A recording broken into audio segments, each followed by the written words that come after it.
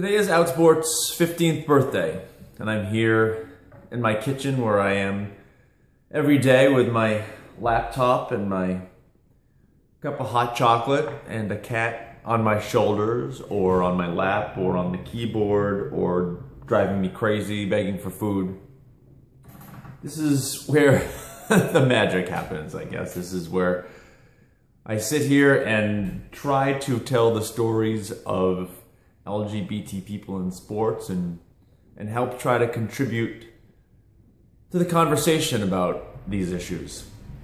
But I think I certainly speak for myself, and I think I speak for Jim Buzinski as well, other half of Outsports, when I say that we're just a very, very small part of Outsports, that we might be the people behind the keyboards, but the athletes and the coaches who have allowed us to tell their stories, they are really Outsports. Think about Dave Kopay and all the opportunities we've had to talk with him and watch football with him.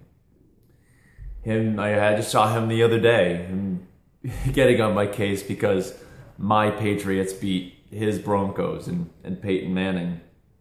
I think about a Sarah, one of the very first big stories that we had on Outsports was Sarah coming out back in 2002.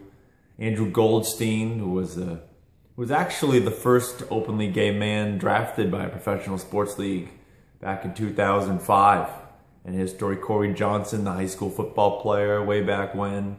John Amici, Brian Sims, who we wrote about, I believe in 2008, who had been out of football for 8 years, but when we wrote about him being the openly gay captain of his college football team.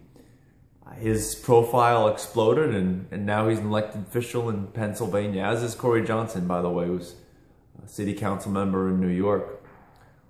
Some of the great coaches that we've been able to write about. Kirk Walker, who was a coach at Oregon State, softball coach.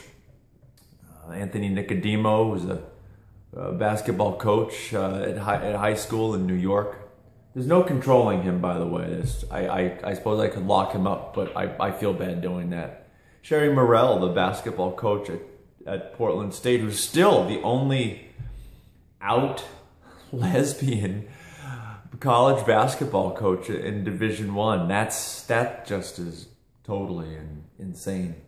All these people, Lauren Nidai at, God, I hope I didn't just butcher her name, swimmer at Arizona, and Connor Mertens playing college football, and Mitch Eby, and Maya Register and Leah Johnson, the former basketball players at Richmond. All of these people who've allowed us to tell their stories, they are really Outsports.